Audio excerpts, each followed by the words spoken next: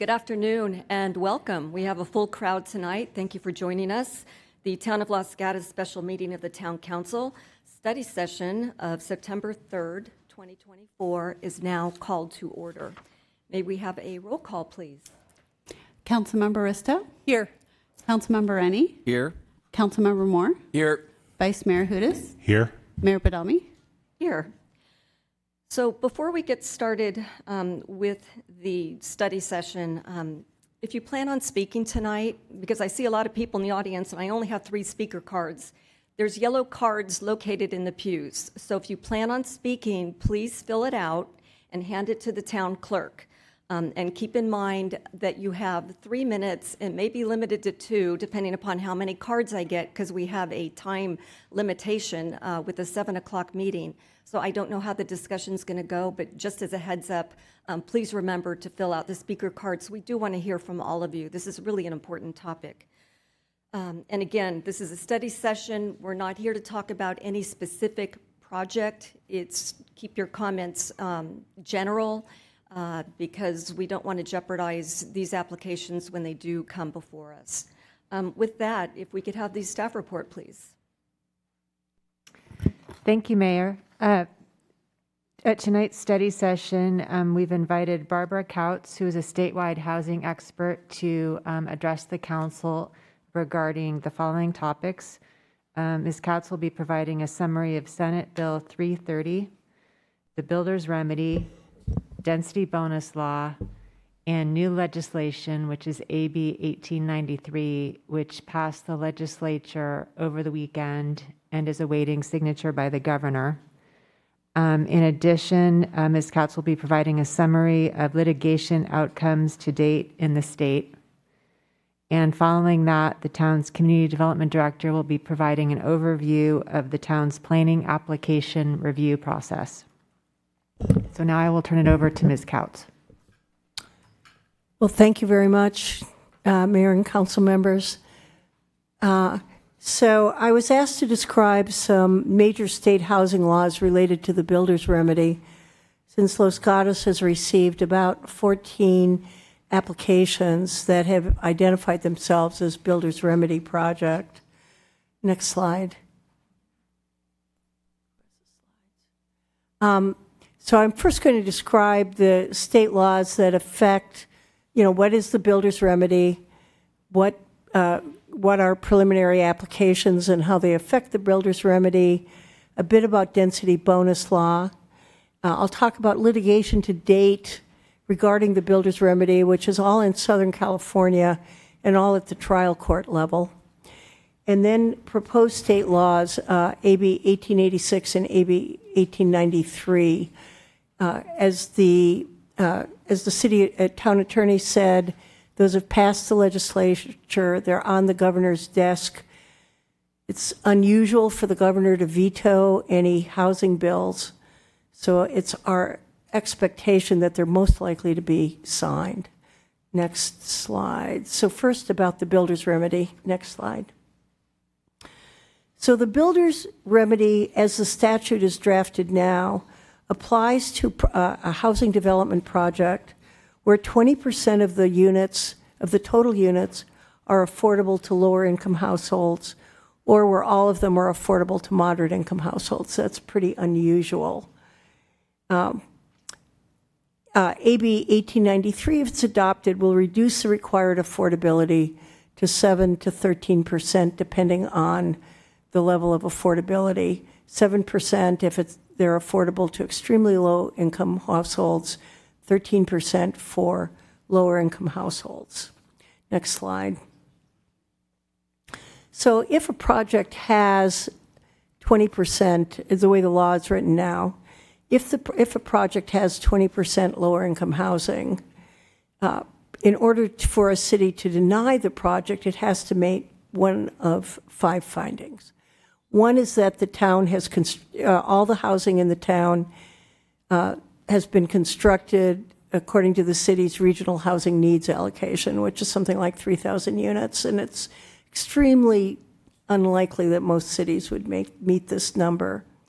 Or if there's a specific adverse impact to public health and safety, but that has to be based on an adopted public health or safety standard that was in effect when the project was first submitted, or if the project doesn't comply with state or federal law, or if proposed on agricultural land, not too much in Los Gatos, or the water or sewer is impact, or, and the last one that's highlighted is the builder's remedy. It's what they call the builder's remedy. Or a city can deny the project if it's inconsistent with the zoning ordinance and the general plan's land use designation. But in order to make that finding, this town has to have a housing element in substantial conformance with state law, and it can't be on a site that's shown in the housing element for lower or moderate income housing, so long as the density conforms with the housing element. Next slide. So why are all these builder's remedy projects being proposed now? Besides the ones in Los Gatos, I was told there are 19 in Saratoga, and many of our clients have several builder's remedy projects. It was actually this provision was actually enacted in 1982 as part of the Housing Accountability Act, but there weren't any published cases. And I think there's a couple reasons. One, many cities found it very difficult to get their housing elements approved by the State Department of Housing and Community Development in this cycle, which is called the sixth cycle. The law had changed substantially, and it was much harder to be compliant.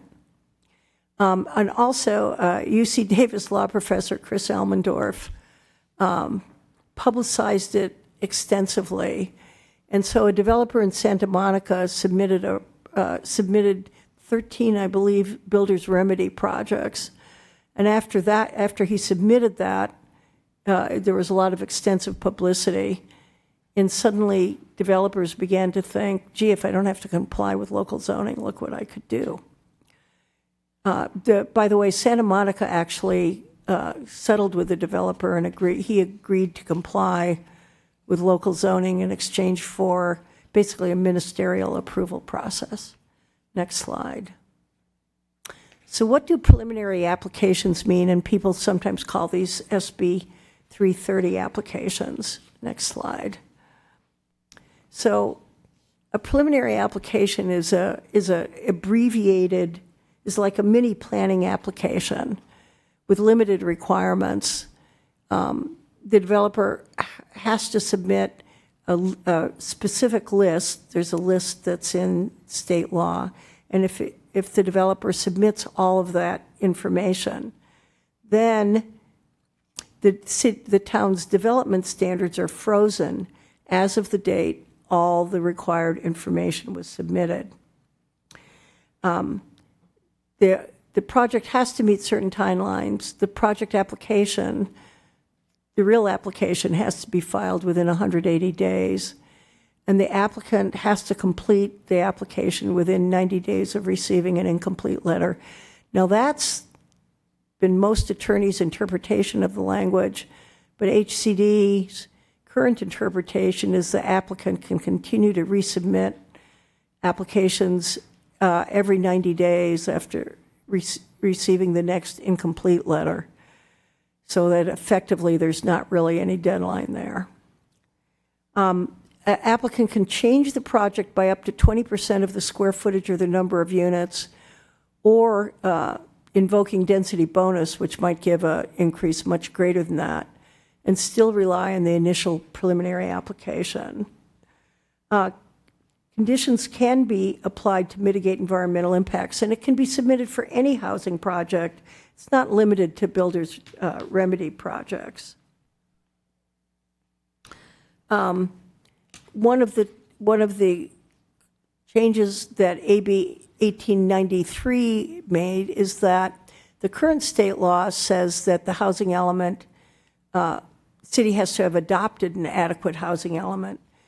One of the bills, AB 1886, says that now a housing element's not adequate unless HCD or a court says it's adequate.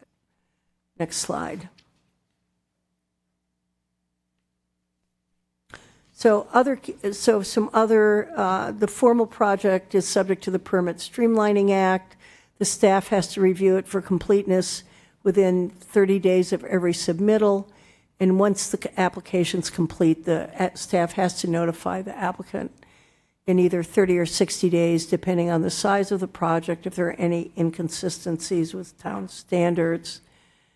And if the town fails to do that, it's deemed consistent with all the town standards. Next slide.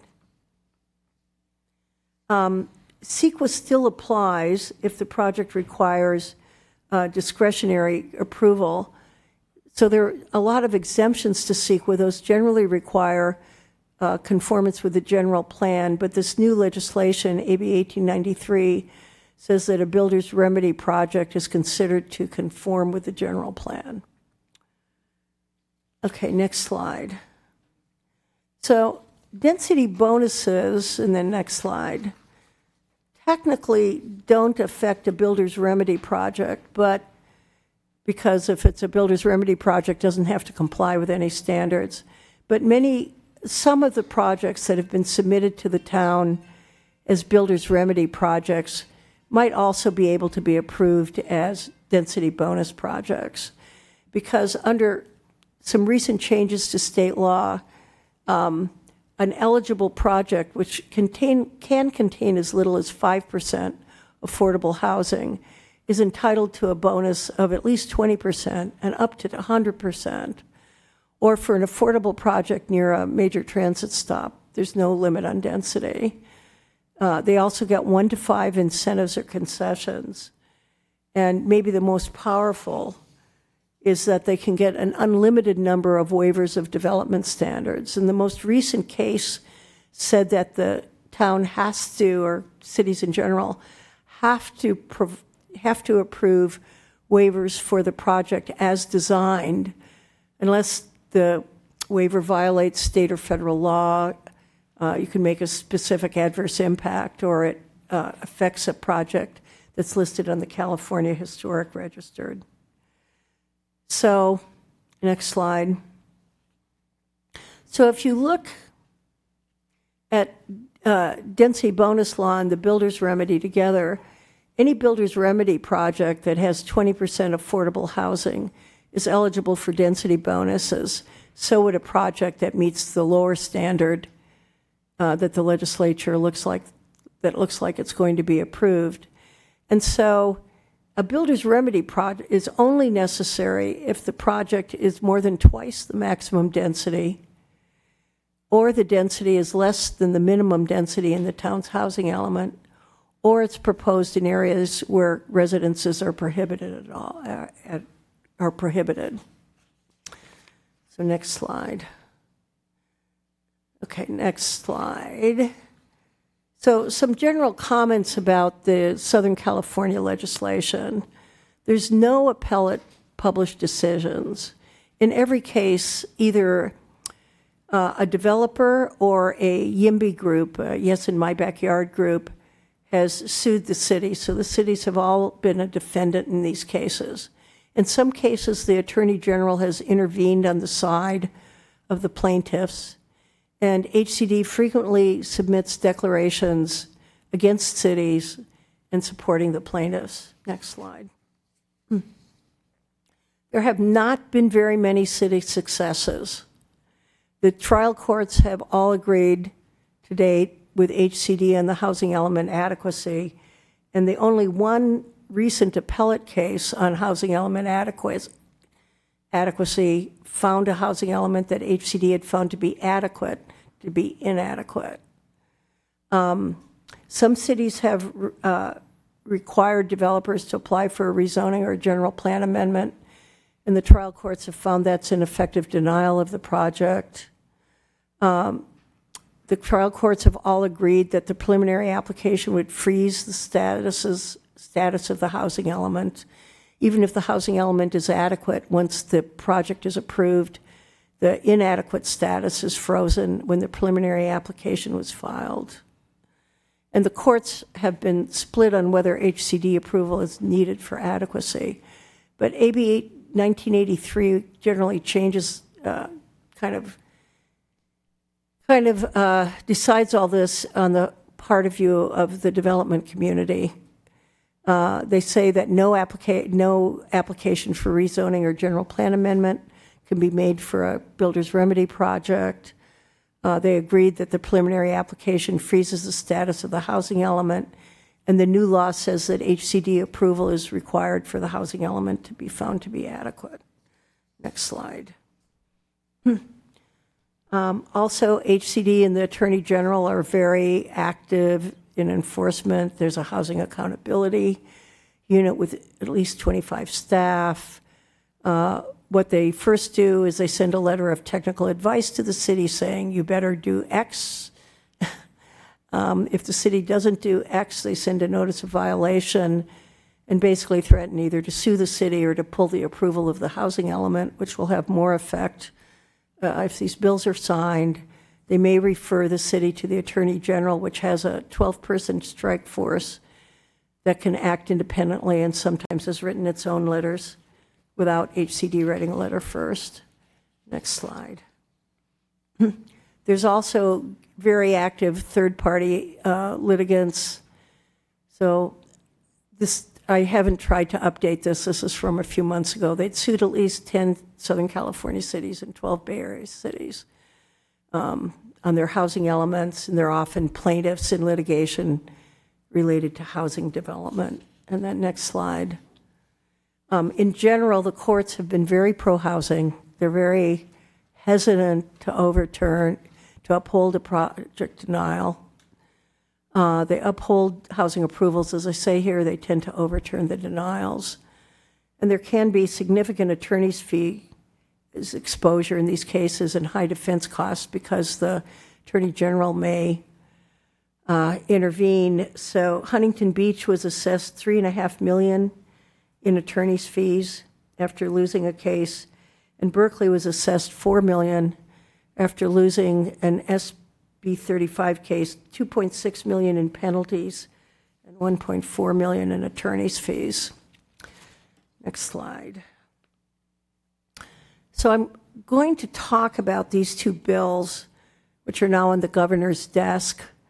I've only reviewed these in some depth today. They're particularly AB 1893 is extremely complicated and dense, and it has some chaptering provisions. I'm not sure how they apply. So this is what I've gleaned from them, but it's possible some of it's incorrect. So next slide. So first of all, it provides that for a builder's remedy project in Los Gatos, it would be the greatest of either 45 units an acre, 3 times the maximum density, or density consistent with the housing element, whichever is greater, plus 35 units an acre in a high opportunity area. And virtually all of Los Gatos is a high opportunity area. So almost anywhere in the city, somebody can get at least 80 units per acre, single family, anywhere. And that 80 units per acre can be doubled under density bonus law. Next slide.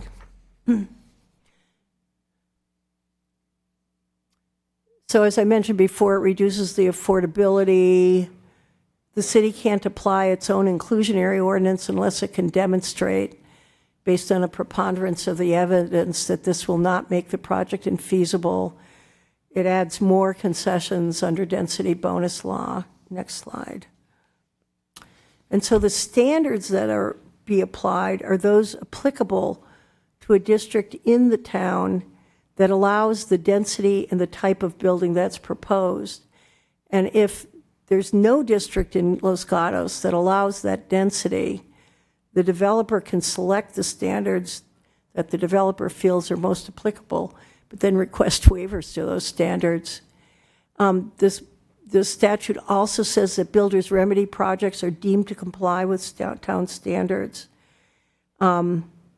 The developer can use a streamlined ministerial process that's generally referred to as SB 35.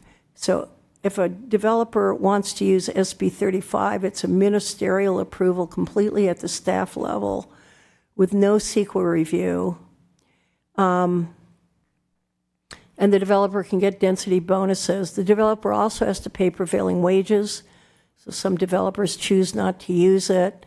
And there's a number of other provisions. For instance, it can't be used on a site where there was any rental housing in the last 10 years. But one of the more kind of surprising provisions is that developers who have already applied for builder's remedy projects can elect to use the new provisions, even if the project changes by more than 20%.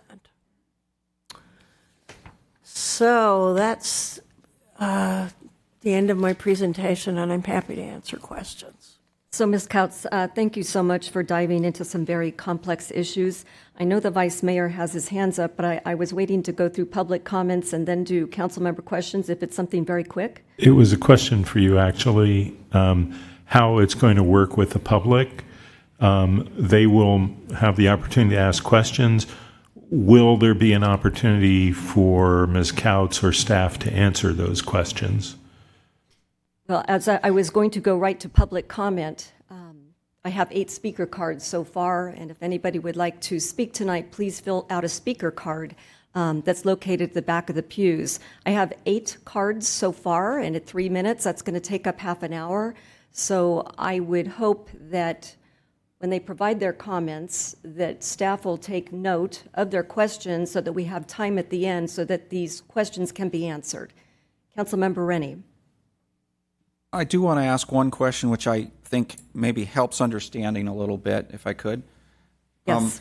In one of your first slides, you talked about one way to get out of this whole disaster is to meet our RENA number.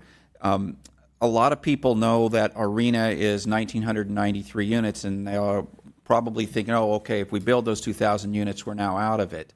But RENA number really includes, we have to build at the affordability levels. So if you could just explain that a little bit more so people understand it's not just building 2,000 units, it's building them at the right income levels. Yeah, yes, you said it exactly. I was just going to look for what the language was. Hang on. I'd add, our RENA number has 1,100 out of the 1993 that are below market rate. Right. And this new law that says we go to 7% or 13% makes it even harder to achieve the affordability without going way, way over 2,000 units. Right. I mean, that really is the biggest. It basically says the jurisdiction has to meet or exceed its share of its RENA for the income category proposed for the project. Blah, blah, blah. If that project includes a mix of income categories and the town has not met or exceeded its share of its RENA for one or more of those categories, then you can't use it to disapprove the project. Thank you. All right, I'm going to open public comment. My first speaker card is from Peter Locastro. Please come forward.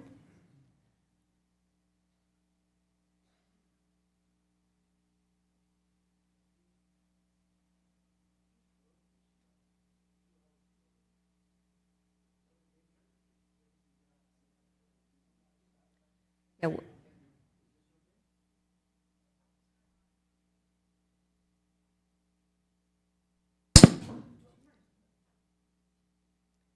I have a spare over here just in case.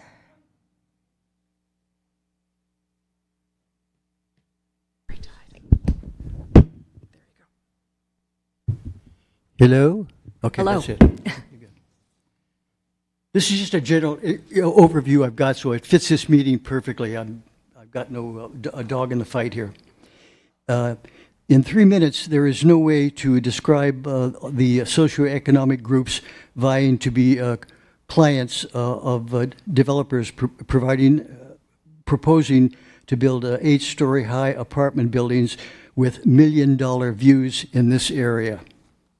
So I'm going to concentrate on progressives with the modern day attitude of I want it and I want it now, okay?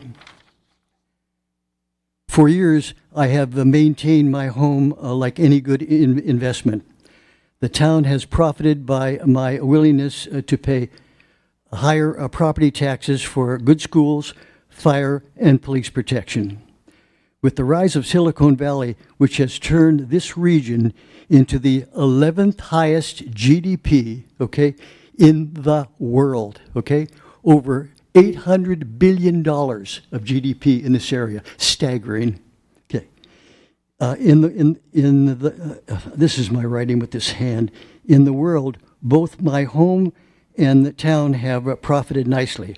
All the value has been created by a process of supply, it's important, supply and demand, brought on by a well-paid force entering this area. That's crucial. The younger progressive generation, which feels, because of the facts I have just alluded to, that they are being deprived of the good life in Los Gatos.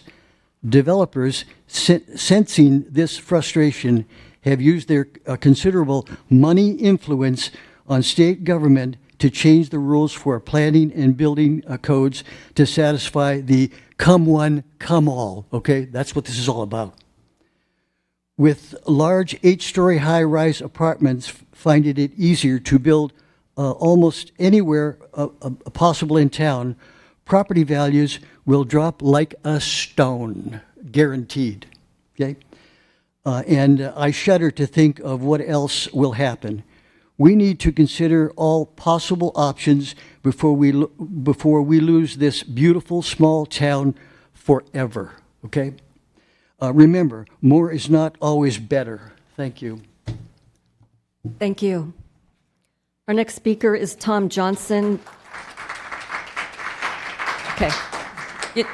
Before we get started with Tom, I just need to remind you all, this is very emotional for all of us tonight, even the council members sitting up here. So I'm going to ask that we don't show emotion in clapping or booing, and that way we can respect each speaker as they come up. And with that, I'm going to announce that Sophie Kao will follow Tom Johnson.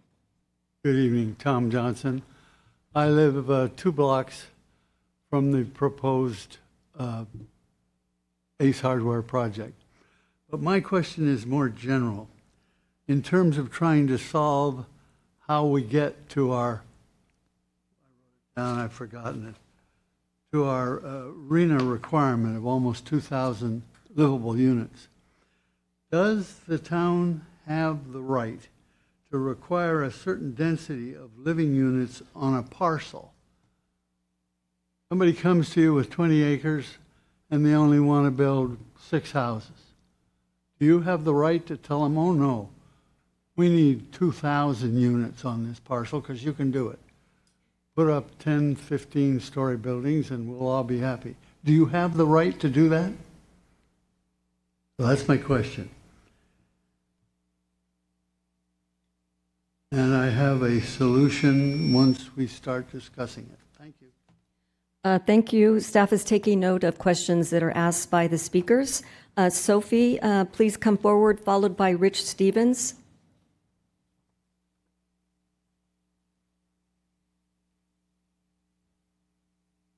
Good evening, everybody.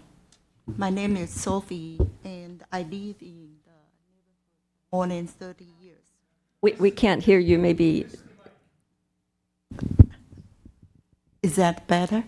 It's better, thank you. First of all, my impression is the project is located on the site that is very close to the gas station, and the area is too small to accommodate this humongous building. I think if you include the top floor, it will be 9 stories high, and then the 3-story underground. Ms. Kao, we cannot talk about a specific project. You have to keep the question general. Okay. My concern is,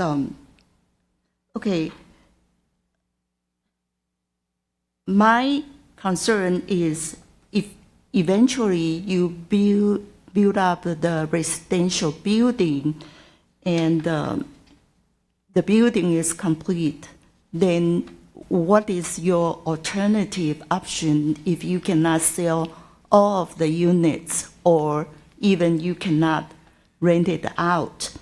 A good example is recently downtown San Jose, Fairmont Hotel. They have to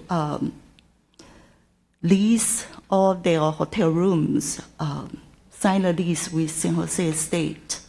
So it became a dormitory for the students.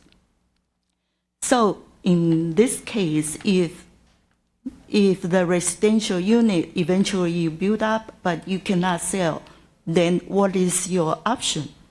Are you going to make it like a dump for low-income residents, 100% low-income Section 8 residents, or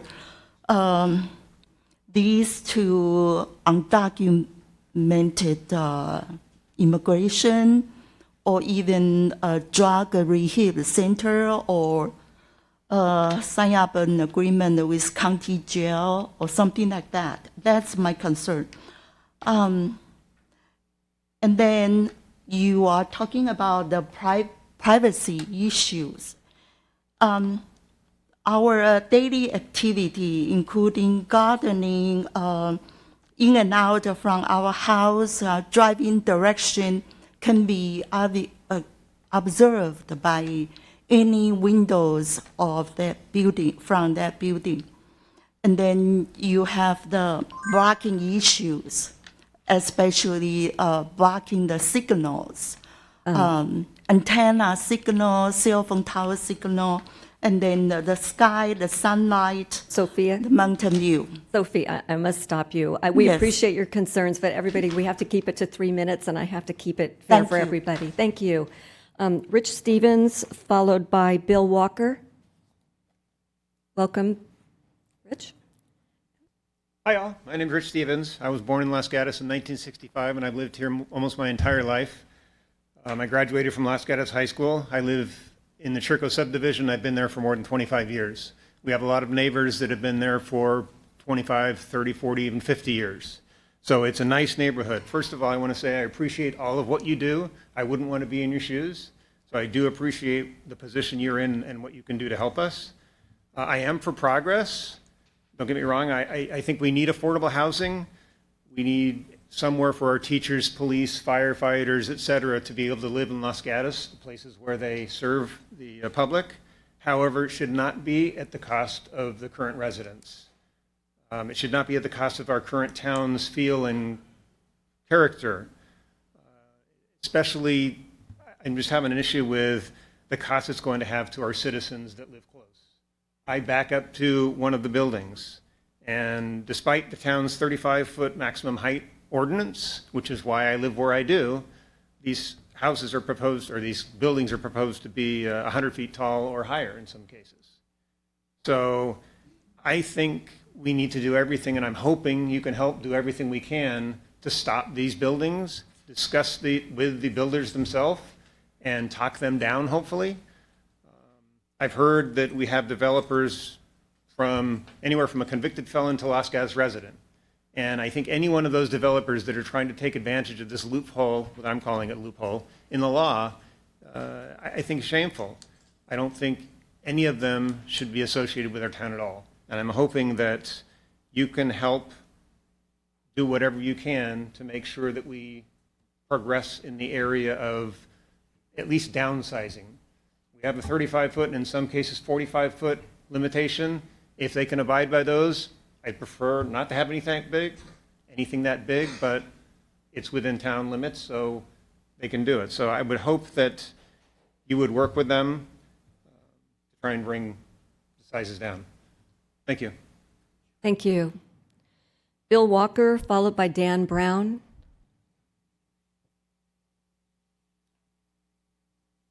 I'm Bill Walker. I've lived here in Los Gatos for 30 years. And my one concern is those projects that are greater than 3 stories. So I ditto what Rich had to say and would simply ask that the reason we're looking at these SB 330 projects is because our housing development plan was approved in July. And there were a lot of plans that got in, projects in under that. So I would respectfully ask you all to try and talk with the developers, much along what Rich was suggested, to see if we can't get them downsized to something, say 3 stories. Anything above that just doesn't fit in with the community, and it does invade privacy, and parking's gonna be a further mess. Appreciate if you could do that. Thank you. Thank you. All right, Dan Brown, followed by Karen Yamamoto.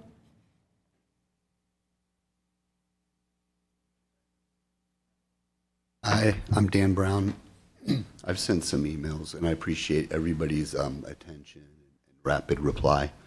I live across from the Ace Los Gatos hardware store. I can see it from my front yard. Bought the house in 1998, and raised 2 great kids there. They went to Los Gatos High School. Still working. I have no plans to retire, but my wife and I decided that we want to live in that house after I do retire. We paid it off earlier this year, made our last payment on Valentine's Day. Since I'm going to be living there till I die, it's the value of the house isn't my top priority. My kids are on their way to great careers. Whatever they get, they still get. But I do agree with some of the people who spoke that we need for our kids to be able to afford good housing here if they want to live here. So I'm not against building within reason. Of course, everybody says that. What I think is unreasonable is, again, too large, ugly. The one I'm going to be living near, if that happens, is looks like a warehouse. It's just doesn't match anything in Los Gatos, and that's going to be one of my questions. I might as well put that out right now. Is ugly a reason for them to? Do we have any say at all on the architecture? I just drive on the way from work. I drove by Los Gatos Lodge, and I saw the proposal on the sign there. That looked pretty. It looked very nice. So why does my area get the warehouse? Also, street parking is a concern of mine. And finally, the traffic on my little street, Carlton Avenue, there's going to be an exit ramp right on that bend. I don't know how that's even going to work. It's crazy. Is traffic something we could push back on? That's another question.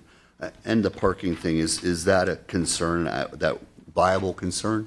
Is it reasonable to push back based on parking? I think that's pretty much all my notes. And I don't know, from the presentation that we just heard, it doesn't sound like there's a whole lot of hope, but I hope I'm wrong. Thank you. Staff is taking notes of if ugly is a reason. I believe it's related to architecture, and we are working on objective standards in strengthening them as reasons for denial.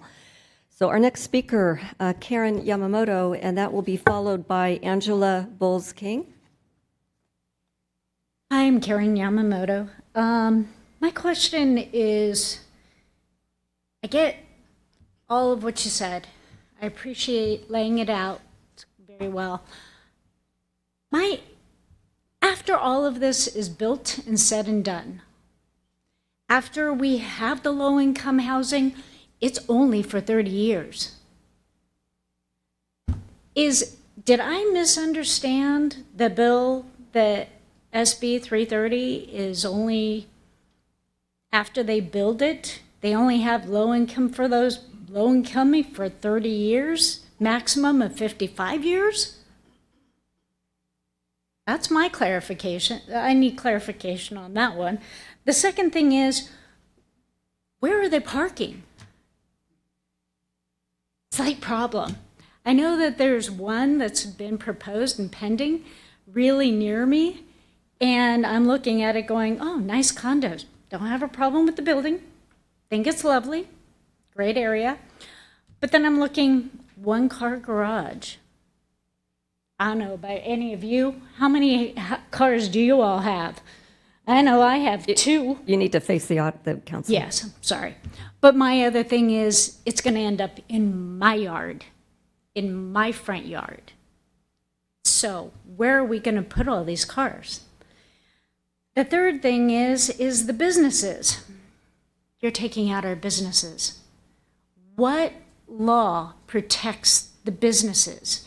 When I owned my house, paid it off, just like he did, and now I'm like, well, great.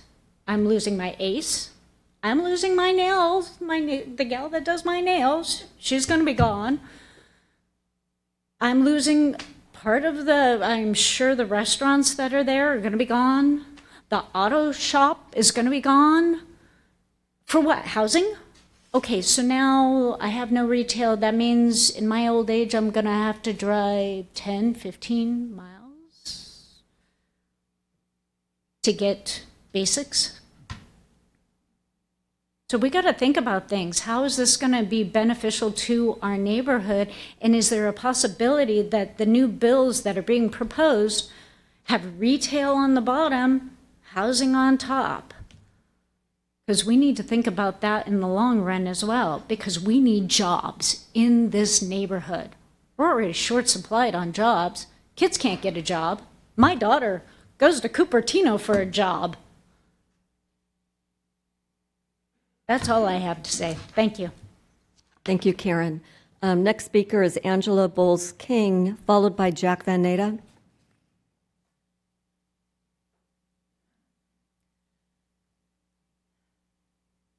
Welcome, Angela. Hi. I've lived in the neighborhood since 1980, and Ace is my favorite place. And but I don't even really know where to start, mainly because when the notice went out about everything, I missed the memo. I feel like somehow it wasn't sent out. I guess the net wasn't cast far enough. We all found out, all of my neighbors, we were horrified. We were notified after the fact when we saw the sign go up. And it looked more like downtown Phoenix than Los Gatos. So that's my primary thing, is that I would really like to see whoever sends out that information do a better job. Let us know ahead of time, okay, when something's going to happen big like that. The building is not congruent to the neighborhood. Yes, there are lots of apartments on Carlton Avenue, but none of them look like the behemoth that's destined to go up. So that's my question. Who's in charge of design? And I know that there are, like the height, make it lower. And how does this stuff get approved? I mean, how did they get away with it? Who said okay? I know that we need more housing. I'm all for that, but there's definitely a better way to do it. And I would like to see us as Los Gatans. I mean, I've lived in Los Gatos since 1968, in that neighborhood, like I said, since 1980. And we're all heartsick about what's going to happen, because it just doesn't look like us. And I know that that building would not be built downtown. Because we're East Los Gatos, does that mean that we're the ugly stepsister? No. Thank you very much for your time. Thank you. I want to assure you that nothing has been approved so far. Staff is taking notes. Thank you for... I'm coming away feeling much better hearing that. Our next speaker is Jack Van Natta, and after that, Susan Burnett.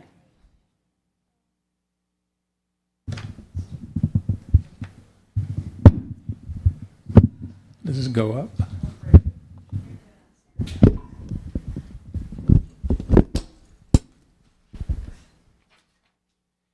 Dear Honorable Mayor, council members, Ms. Couts, welcome back. I will be reading an abbreviated version of my previous letter to you for the benefit of those of you who have not had time to read my letter. The critical issue before us is whether the housing element adopted by the Town Council on January 30th of 2023, which asserted that, excuse me, the draft housing element substantially complies with state housing element law for the reasons stated in the findings, was indeed accurate and correct.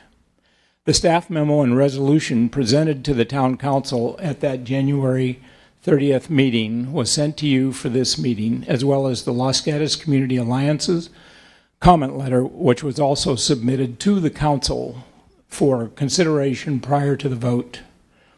As highlighted in the state's August 29th, 24 memo, government code stipulates that a town may disapprove a housing element development project that includes 20% lower income housing if the town has an adopted housing element that substantially complies with state law and the project is inconsistent, with the zoning ordinance and general plan designation. Given this context, does the town maintain that the housing element adopted on January 30th was indeed in substantial compliance with the state housing element laws? The residents are requesting a clear and definitive explanation regarding the legal status of the housing element adopted by the Town Council, particularly in light of its significant implications for the ability to disapprove development projects, such as the one proposed for 15300 Los Gatos Boulevard, also known as the ARIA. It is evidently inconsistent with both the HEOZ zoning ordinance and the Excuse me. I wanted to reiterate that it's not a time to comment about specific projects that will be coming before the Town Council for consideration.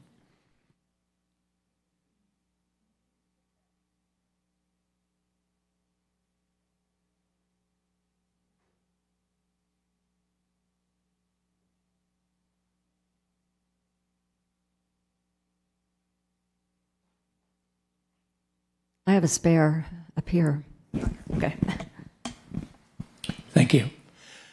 We have been especially concerned that the council had 2 years to work on this and the ability to observe the Southern California massive efforts over a year before Los Gatos even started on the project. Thank you for your attention to this matter. Thank you. Our next speaker is Susan Burnett, followed by Alan Butler.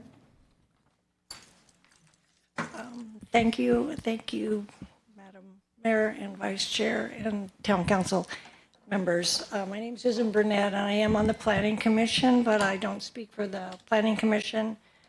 This is personal. Actually, I really do not need to speak because what Jack just spoke about, I was bringing up that we had a substantial compliant housing element sent in on January 30th, 2023, which I was just wondering what the legal status is of that, because it seems like it should protect us in some way from some of these projects. So I think Jack did address it fully, but that was my question for the council tonight. So thank you very much.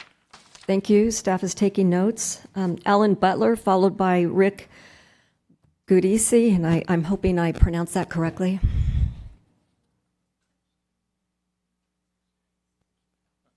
Welcome, Alan. Thank you. Madam Mayor, members of the council. My name is Alan Butler. I live at 13 Mariposa. I'm a construction management consultant, and I've seen dozens of projects like this.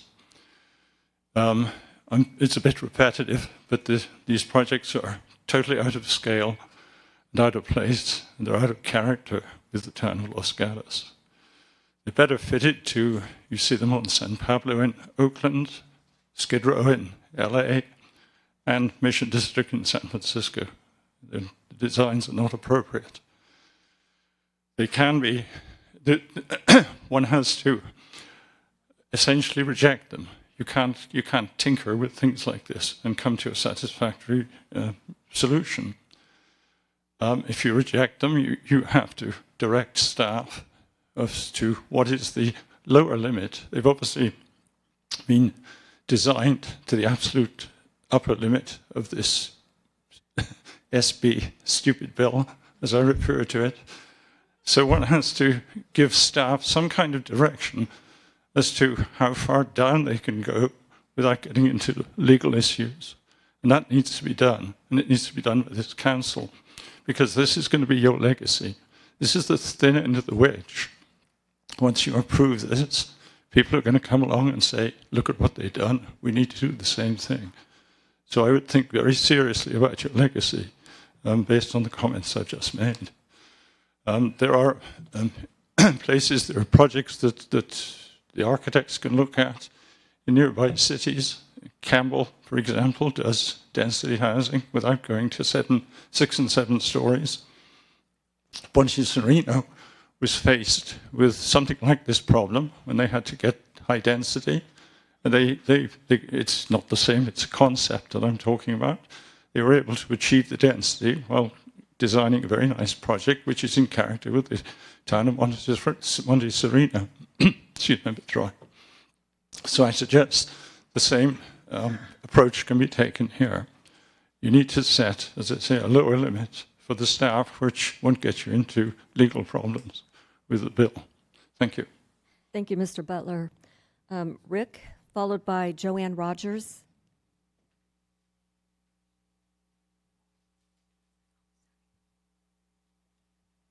Good evening. My name is Rick Gatos, and this evening I learned a few things about the CEQA exemptions, and I would like to have the staff to share a little bit more about how and what is exempt and why this has particularly come about. And particularly as I read part of the builder's remedies conditions that the staff can require the NEPA process during project approvals, and is this going to be exempt from the builder's remedies applications? And are they going to be required to do a CEQA? And can they be required to do an EIR? So that's my questions. Thank you. Joanne Rogers, followed by John Eichinger. Welcome, Joanne. Good evening. I'm listening to people here in this room, and I feel like we're all victims of the government of Sacramento. Who's going to want to live in our town when we've completely destroyed the charm that we've all loved here so much? The property values will go down, and maybe that's the idea. Things will be more affordable that way, right? We have a lot of people moving out of California because of all of the things that are happening here. Los Gatos has empty towns downtown. We can't get to the downtown to shop because there's hardly any parking. That should have been solved a long time ago. We've talked about that for years. Who's going to want to live in these apartments? They look like socialist buildings that we've seen in Russia. They have no personality, many of them. Some of them do, but many of them don't. The traffic is terrific and horrific here.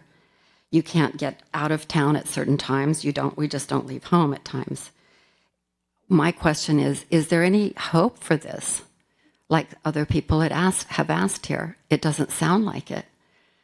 How have we gotten ourselves into this situation? Is it out of our control totally? Is it just the government, Sacramento and Washington, D.C., that's making us do this kind of thing to our town? That's not why we lived here and not why we bought a home here 60 years ago. So it's really up to you guys sitting here to protect us. So we're hoping that you will do that. I don't know how you're going to do it. I don't have any solutions. But it is very disappointing what's happening to our town. Thank you. Thank you. Thank you. Mr. Eichinger.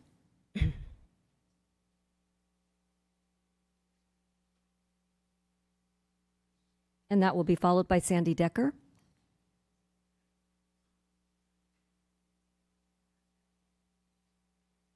I'm a real estate broker, so let's have lots more houses so I can buy and sell them, right? But there's a point when you have to say, my interests outweigh the interests of the community. This community is one of the best places in the world to live. I've been here for 46 years, and I'm watching it slowly being destroyed. I talked yesterday to some people on Augusta Court, and they just finished building a nice house. They remodeled a house, and now they find out that somebody wants to build a 6-story building in their backyard. It's going to completely block all the light, all the sunshine coming into their house. Our post office. We can't talk about specific. Can't talk about specific projects. Okay. My question is to our consultant, Barbara. You mentioned that state builders have sued towns. It's obvious that the builders' lobby, with money, has pushed these laws through. Cities didn't push these laws through.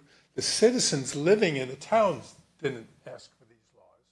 Builders, developers, with their lobby, have pushed these laws in. My question to Barbara, builders have sued towns. Have towns ever sued the state? I suggest a class action suit. We got 32,000 people in Los Gatos who could be members of a class action suit, and I'm certain that if somebody would take the initiative to sue the state, that there are many other cities that might be involved. We're facing the same dilemma. We're letting outside greed destroy our town. Thank you very much. Thank you. Welcome, Ms. Decker. Sandy Decker, 45 Glen Ridge. Been here a long time. Fought with you and without you for a long time in this town. With all due respect to Ms. Coots, I have to say this is a typical presentation. It scares us into acquiescing with all its legal language.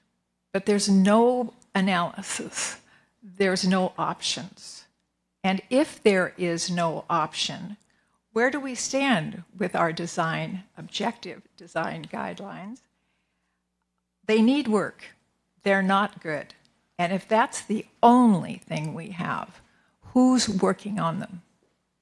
And when will they be completed?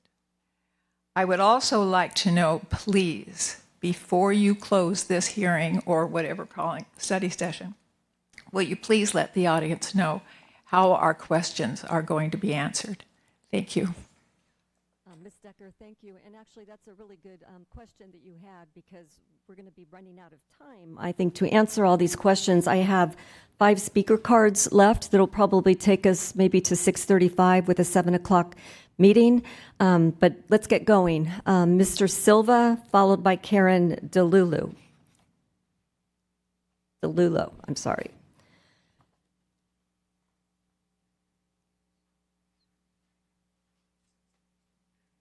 Good afternoon. I'm Michael Silva. I lived in town for almost 60 years. And I just got something handed in my mailbox. Is it last night? It wasn't there yesterday. Oh my God. Are you kidding? Nobody in their right mind would ever think that somebody just stuffed something and said, guess what? Oh, by the way, you're going to have this too. And now I'm hearing through all this, we have nothing to say about it. How does that work? I'm going to take a chance. I'm not going to get really specific about it. But there used to be an insurance company in town called 3A. I don't know if any of you have paid attention to this, but what they're going to put on that corner, and it's maybe going to happen, it's dangerous. I live right there. I'm 4 houses from the intersection. The kids on their bikes, the traffic, the stoplight, it's down to 2 lanes, well, with 1 turn lane now. and people aren't paying attention. We've got other groups, motorcycle group every Wednesday that comes through that area doing wheelies through the intersections. There's nobody paying any attention to it. I've called the police department practically every week over the years on Wednesdays. Hey, why don't you do something about this? It's loud, it's noisy. They're doing wheelies through the intersection, and they're not paying any attention to the speed limits, or hardly or any of the cars. They come off of Dave's Avenue, and they're racing to try to get through the light. What is it, a block and a half? 25 miles an hour. We're doing 45, 50 miles an hour. Nobody's caring. Nobody pays any attention. Nobody's monitoring it. They just do whatever they want.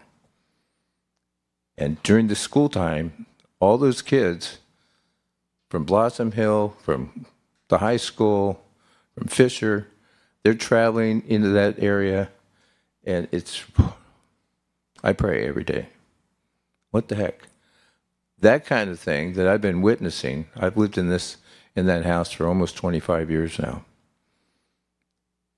is going to happen everywhere this dense new homes are going to go, especially where there's intersections and commuter traffic and whatnot. We're not prepared for this problem. It's going to bring more problems than we have right now. And you talk about lawsuits and things like that.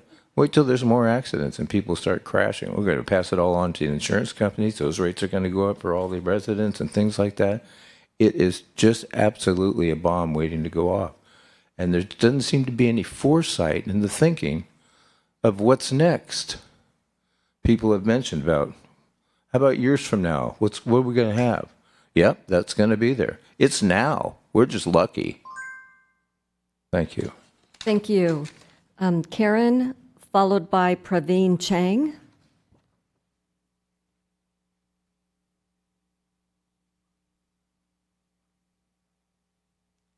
Good evening, Council. I didn't really plan on speaking tonight, but I do live close to one of the developments, and one of my primary concerns, like many others, is not just the congestion in our streets.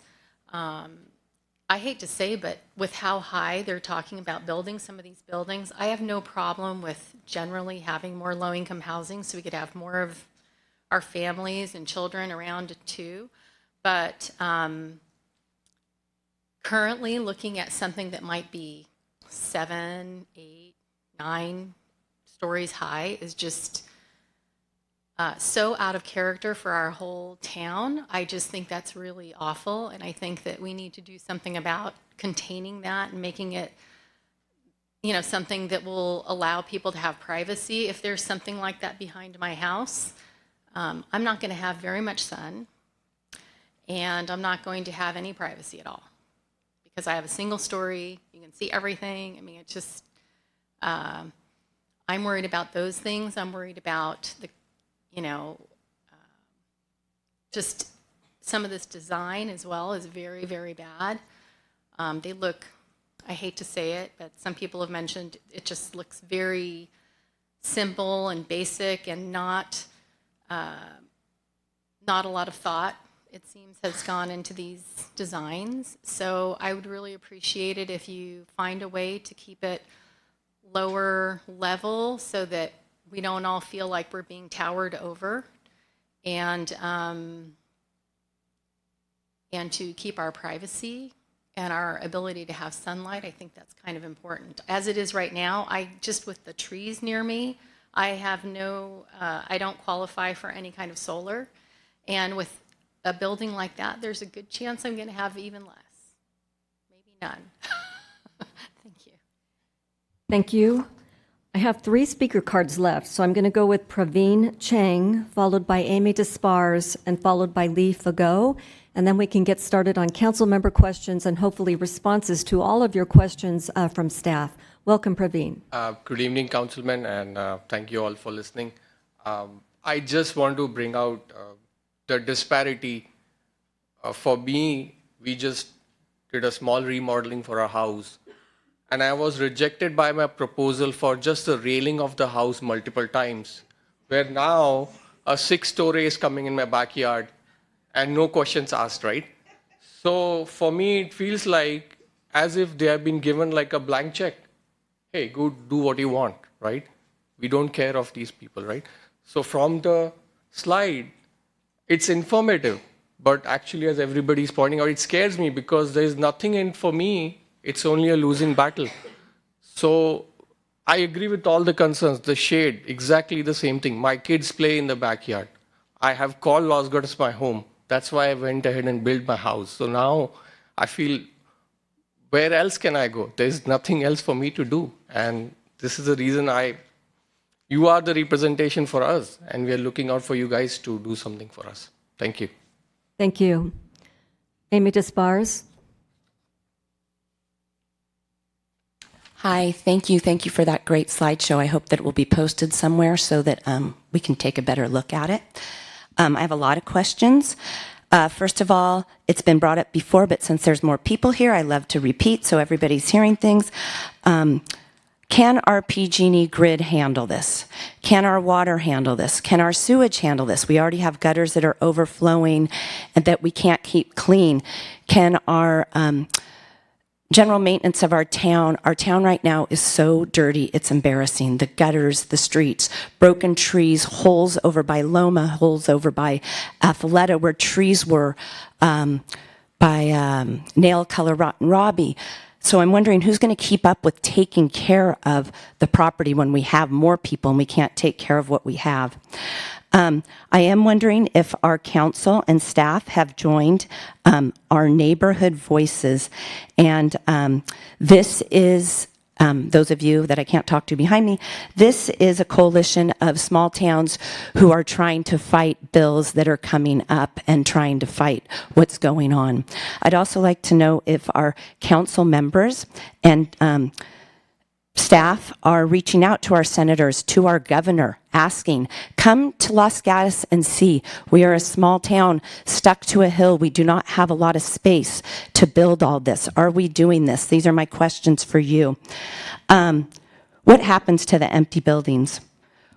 Right now, 88% of the North 40 is only occupied, and it's been that way for a while. So if they have emptiness, what's going to go on with all of these other buildings? Who's responsible for following all of these designs? I know when North 40 was built, they were told that they were supposed to keep their streetscape and everything. Well, there's dead trees and there's dead bushes and branches, and they have their signs out advertising for them all the way down Lark Avenue, which I don't think that is legal in our town. So who's going to follow up on all this? And then lastly, I just hope you guys can fix the sound on Zoom because I had many people who couldn't be here and they wanted to listen on Zoom, but they said last time they tried it was too staticky. Thank you. Thank you. Leafa, go.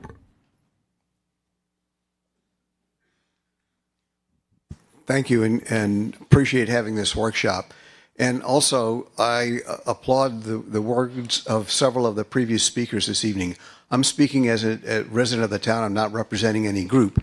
And I've been a 29-year resident. Our family's been here. We've chosen Los Gatos, my wife and I, after having spent quite a number of years traveling the world for business, working in other countries, living in other countries, 3 other countries. We've had 11 residences before we ended up in Los Gatos and absolutely love it. This is where we want to be. And you've heard from our community their reasons for living here, which are very much the same. They like the quality of life here, the character of the place, and they want to stay and be part of that character and help to preserve it. And that this includes diversity and a certain ambiance that really makes Los Gatos the place that it is.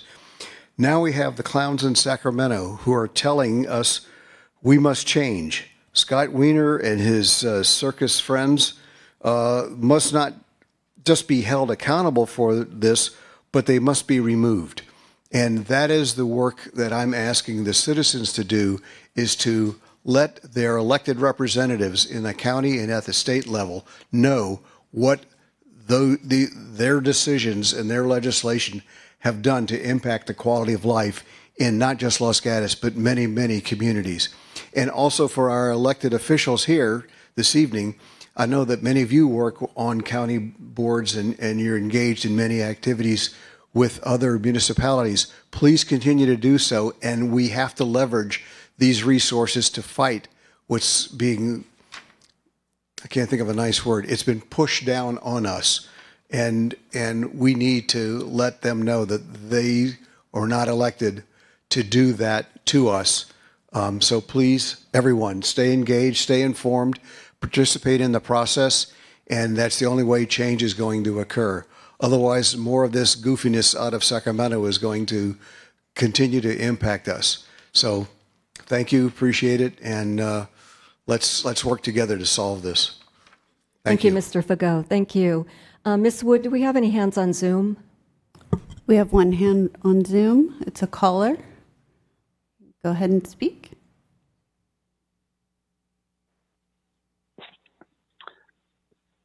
Yes. Hi, my name is Garrett Wong. Can you hear me? Yes. We can hear you. Oh, hi.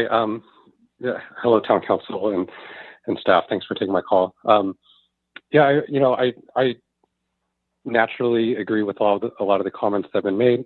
I think, I just for a little background, I moved to the area several years ago.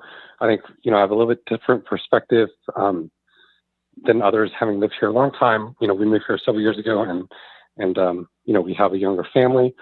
And a lot of the reasons why we moved here was for, I think, as many folks mentioned, kind of like the, small town charm and character and things like that. And we live, pretty close to where the proposed, Ace Hardware development is going to go up. I think I probably take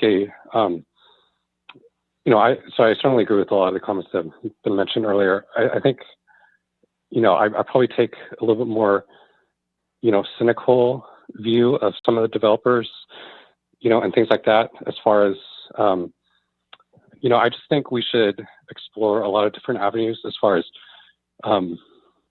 not just talking to developers, but making it as difficult and unprofitable for them to build as possible. So, how do you get them to lower, what they want to achieve through different means, whether it's, evaluating impacts on infrastructure. A lot of people have talked about traffic, right? A lot of people talk, I think one point that maybe hasn't been mentioned is impact on, education and school districts, right? Like when you add a lot of different capacity, how does this change, the districting, right? I've heard from other families in my area that, the existing public schools are already at capacity. And, right, if you add a lot more capacity in the system, like what does that do to everybody else, right? I think, right, so we talk about traffic. I think Amy brought up a great point about, impact on utilities and that type of infrastructure. And I think just, I would implore, I think, the town council to look at other things, right? It's like this 1993 housing requirement kind of pushed down from Sacramento. It was based on a time when there was greater population, I think, attractiveness to California, a lot of population, there's been population decline that's been well documented since that legislation has been passed, right? And I don't think, right, I mean, a lot of people mentioned the town was Gatos, Sir, right, sir, against the hill. I'm going to have to cut you off. We allow 3 minutes. Sure. Yeah. Okay. Thank you so much. Thank you. We have a tight evening tonight. I have no more speaker cards. We're eager to get to staff to answer some of your questions, hopefully all of them. And also council members are eager to ask questions as well. Would anybody like to come forward with another speaker card before I close public comment? Seeing no one come forward, I'm going to close public comment, and I'm going to look to my fellow council members for any questions, comments. All right, I'll start with Councilmember Risto, followed by Councilmember Moore. Right. I mean, I think the members of the public should know that, council members are in consultation with the attorneys and others. I think you've all brought up a lot of the points that we're concerned about. So I don't want to add to this. I want to get to how we can answer the questions. So, Councilmember Moore. That's fine, yeah.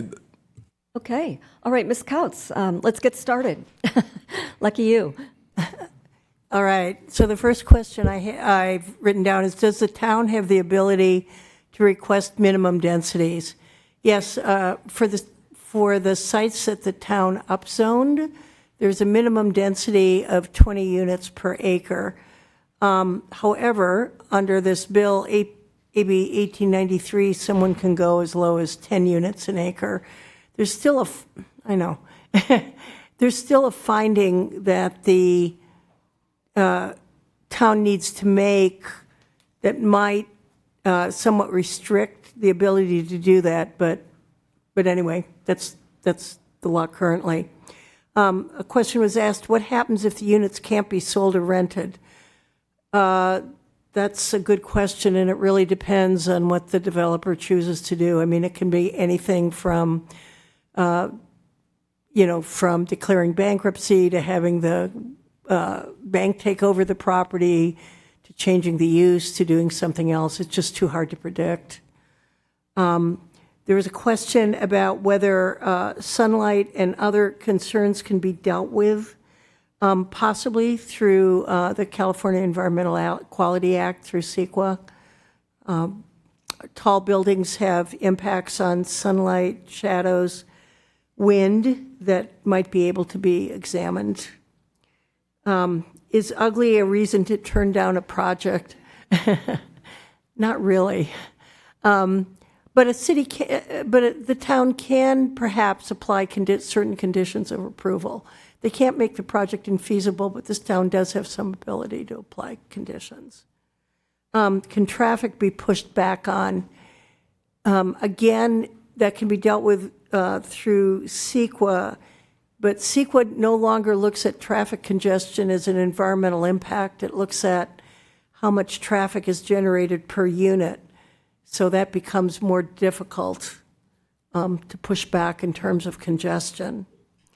A question was asked about how long the units need to be affordable. If they're for sale units, they need to be available for 45 years. And if they're for rent, they need to be affordable for 55 years. A question about parking. There's various abilities for developers, one through density bonus, and secondly, through some other laws to reduce the amount of parking that the city can require. The legislature's view has been that the development community is more capable of deciding how much parking is needed than cities and counties. So there are various ways to significantly reduce the parking. A question was asked, is there any law protecting the businesses? Where will service businesses be located in the future? And none of these provisions really protect existing businesses. There's a separate law, AB 2011, that allows business property to be converted to residential and does have a ground floor commercial requirement, but these particular laws don't have that. Let's see, a question was asked about who's in charge of design. I guess the Planning Commission would do its best in the city and the town council. Then there was a question about the town's housing element that was adopted in January 30th, 2023, where the town adopted findings of adequacy. I think the community is probably aware that the Department of Housing and Community Development then sent a letter to the town saying it did not comply with state law, but nonetheless, the town can look at it and try to decide if the adequacy of the housing element could be defended in a court action. A question was asked about what are CEQA exemptions and can some of these projects be required to do an EIR. There's actually a really long list of CEQA exemptions. Some of the more common ones that are more likely to be used is something called the infill exemption that applies to a project of less that's on a property of less than 5 acres and doesn't have, I think, air quality, water quality, traffic, or some other impacts. That's probably one of the more common exemptions. Also, the town did do a EIR on the general plan, and it's possible some projects would be consistent, could use that EIR, but it's also possible that a number of the projects could be required to do an EIR. It really is something that needs to be looked at project by project. Then there was a question about, have towns sued the state? Yes, Huntington Beach sued the state to say that the whole housing element law was illegal, and that was pretty much thrown out of federal court. Also, a group of towns sued the state over SB 9, which allows 4 units on any single-family property. They sued the state saying that it should not apply to charter cities. Los Gatos is not a charter city. And so they were successful in the trial court. The trial court agreed that SB 9 could not be applied to charter cities, although only applied the law to those 5 cities. It's been appealed by the Attorney General, and the legislature just adopted legislation to try to correct the problem that the trial court found. But those are the occasions where I'm aware of towns suing the state. There were a lot of questions about PG&E, water, sewer, stormwater, adequate school facilities. Those those could be looked at through the California Environmental Quality Act, possibly. Maybe I would just add here that the town council is not responsible for these laws. I think as the one gentleman said, it's my experience that the building industry has the most influence right now with the legislature, with cities and other groups having minimal influence. So I think the town is stuck between trying to comply with state law with fairly heavy penalties if they don't, and then trying to be as responsive as they can to the community, which probably goes beyond what the questions. Ms. Whelan. I think there was also a question about the town's objective design standards and how those are coming along. And so I wanted to see if the community development director could address that question. Thank you. So we did receive direction from council to go out and do an RFP after bringing back one proposal that wasn't sufficient. So staff is currently preparing that RFP, and then it will be sent out as soon as possible. Okay, before I go to the Vice Mayor and Councilmember Rennie, I want to make sure that I get my question answered. And will this presentation be posted online at an easy-to-find location so that our residents can access this? The presentation is already posted online with the desk item for the study session. But where is it posted online? How would they know where to access? Because sometimes it's difficult to navigate the site. You can access it through the council agenda for this meeting. The 5:15 study session. It's posted there as a desk item, and we now have a separate part of our website for desk items. Okay, thank you. That's helpful. Vice Mayor. Yeah, thank you. Tonight's session has been, I think, primarily focused on legal issues, and yet at the resident level, there's a lot of sentiment about managing development to be more reasonable. But if I could maybe just summarize, are the 2 main legal avenues that, either number 1, the town sues the state over improper consideration of our housing element, and number 2, the other way to address this would be that the town denies a proposal and faces a lawsuit. And we would need to understand the litigation exposure and risks as the town denies these proposals. Is that the main way that the town could address some of the concerns? Yeah, I mean, generally, yes, the town could sue, I guess, the state and seek some kind of declaratory relief, or deny a project and be sued. Yes. Thank you. If I could just follow up with one other point. Yes.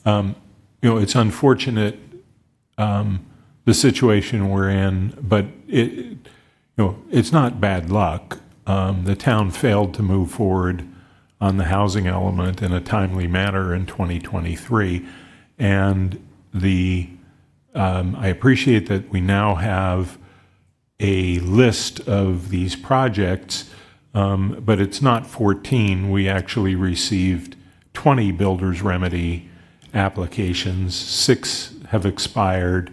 There are 14 that are currently active. What is also interesting is that of those active proposals, 8 of them are not on the sites that were prepared in our housing element. And so a question is there anything different about the proposals that are included in the approved sites in the housing element from those that are not housing element sites, which is the majority of them?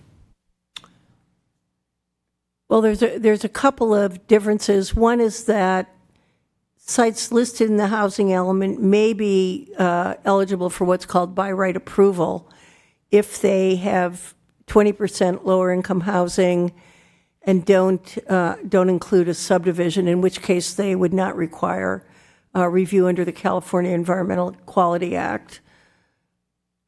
But the other 8 projects, would not be eligible for by right approval, and except that the state and the new law says that they might be eligible for this ministerial approval under other laws. Yeah. Thank you. Councilmember Rennie.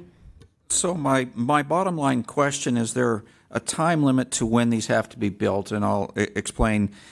It looks like a lot of developers took this window and jumped in with projects that would never easily be approved.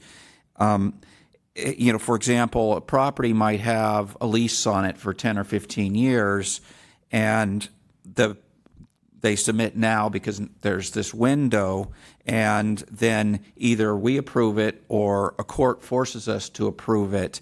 Usually, if I understand correctly, there's a few year limit to when our approval times out if something hasn't been built. I haven't seen anything in these laws that extends that approval time. So some of these, in other words, if the projects are forced to be approved but they don't get funding in time, they don't get their act together, will they time out in 3 years or something like that? The vesting provided by the preliminary the town attorney and I were talking about this earlier.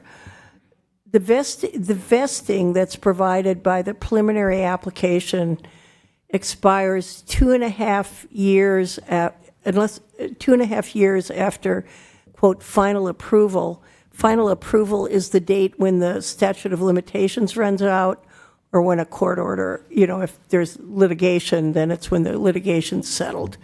But assuming there's no litigation, normally the statute of limitations is about 90 days.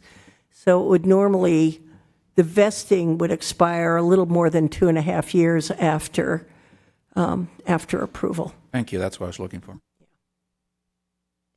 Councilmember Moore. Thank you, Mayor. First, I really appreciate all of the comments this evening. I think this is very helpful, and I hope those of you that feel passionate are willing to reach out directly to the developers. I will speak for myself that I know I have met with most of the developers of the projects that are proposed, but I think it really helps for these developers to hear directly from the residents who are going to be impacted. And if they understand there are many people who feel the way that we have tried to convey to these developers that you all feel, it makes a big difference. You can find their contact information on the pending projects site on the town website. The 2 questions I had, the first was about objective standards. So I know we're working on revising objective standards for the future, but those objective standards wouldn't apply to current pending applications. And so my question is, we adopted these objective standards that are, the goal is to help guide developments to conform to the character and feel of the town of Los Gatos. What latitude do we have to apply these existing objective standards to SB 330 and Builder's Remedy projects? Well, you can generally apply the existing standards to, to the projects that were in existence when the preliminary application was filed can be applied to the projects. There is that whole, what I consider somewhat bizarre provision in AB 1893 about kind of the developer picking the standards. There is a case, Carla v. City of San Mateo, where the court decided that San Mateo denied a project based on what the city thought was an objective standard. The court disagreed and said it was a subjective standard, but it also said a city could apply a subjective standard so long as it doesn't make the project infeasible or reduce the density and so forth, or effectively deny the project. So there may be a little bit of wiggle room there. Okay, and but they could also use waivers for the objective standards? They can also use waivers, but yes. Okay, and a second question, if that's all right? Yes, followed by Councilmember Risto. Perfect. So I thought Mr. Veneta and Ms. Burnett asked actually a very good question about the legal status of the housing element and whether we were in substantial compliance and whether that was adequate. But my understanding is that that question, that point about whether or not the town had a housing element that complied with state law becomes moot if the governor signs AB 1893, which is on his desk right now. Is that accurate, that because it amends the builder's remedy and It's not clear. They have language in the bill saying that this provision that HCD approval is needed is, quote, declaratory of existing law, which one of my partners says they put in when they've actually changed the law. But the issue is that the developers can go back and, anybody who's submitted already can then apply under the new law. So I am just not sure. Okay, thank you. Councilmember Risto. Thank you. And I do appreciate all of the interest and the input from the residents. As you can see, the council members have the same concerns pretty much. I wanted to go back to, I know that in January of 2023, and we did get the question, after the council did approve our housing element, and then we got a letter from HCD with a list of items. What I wanted to repeat is a question I've asked before of our town attorney, is I think what's really hard to understand is that the housing element is such a big law, and it has so many requirements. But to me, the essence of it is, how are we going to create housing and affordable housing? And so this council very early on identified sites that would accommodate all of our housing plus our buffer. And we set densities and we set heights and we had mixed use and we set the locations. And while HCD had us revise and rewrite and look at some other parts of the housing element, they never once said our sites weren't good. We've never had to add sites. We didn't have to add height. We didn't have to add density. And I think what I'm concerned about is, I would like to see if it's defensible to say that essentially if the main goal was to allow construction and to allow affordable housing, we primarily had that in place. What we didn't have in place were some of the details and the background, like how did we get here? What else are we going to do? But my real concern and dismay is that these changes in law are actually going to go backward in terms of helping us get affordable housing. Because if now a project doesn't need 20%, it only needs 7%, all that's doing is pushing us toward more market rate, which we don't really have a problem with. So are you aware of the class action suits or other cities? Because this is not going to be helpful to anybody meeting their affordable housing. I think this bill has had almost no publicity. So a number of other city attorneys I work with are aware of it. You know, they've had builder's remedy projects, but, you know, it was just changed to its present form on August 23rd. So too early to know. Okay, thank you. Yeah. Vice Mayor. Thank you. I wanted to follow up on my on the response that it seems as though one of the avenues to having more reasonable development is to deny some projects and then face a lawsuit. And so I wanted to summarize what are maybe the grounds for denial of projects from what I've heard tonight, and to propose that we do a full portfolio review of every single active application and understand what is the litigation risk on each of those properties. I realize that that review would probably have to be done in closed session, but I wanted to ask whether these are the criteria that we could be looking at to reasonably deny project.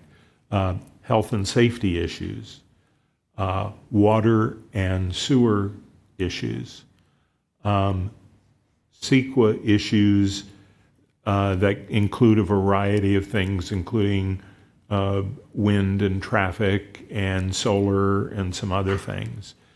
And then there was another one that I wanted to ask about because it seemed as though it was available in law, but perhaps that one, and that is adjoining residential. And so there is a law that basically says that any zoning change that would create a density issue adjacent to single-family residential couldn't exceed that density by 100%.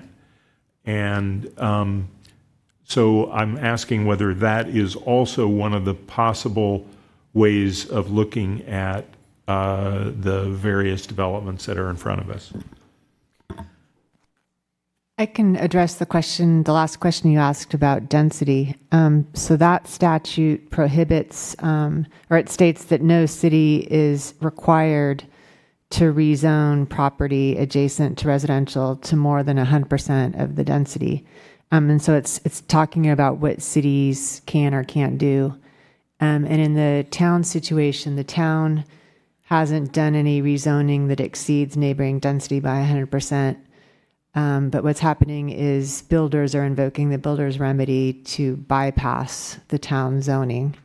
I do think that statute could be used to support other arguments, but I don't think that argument stands by itself. And then with regard to health and safety standards, the town can enforce health and safety standards so long as they're tied to an objective standard that was adopted legislatively and that was in place when the project vested. Thank you. Ms. Coutts, do you have any additional information? Are you researching that or something else? No, I think that town attorney did an excellent job summarizing the issues. Okay. If I could just come back, those other criteria are ones that we could look at on a case-by-case basis and understand if the town were to deny on that basis, what would the risk of litigation be? Yes. Thank you. Okay. We're out of time, unfortunately. We appreciate your participation. This is a passionate issue for all of us. Thank you for coming tonight. This will be an ongoing issue and item of concern for all of us in the months to come. So with that, this meeting's adjourned.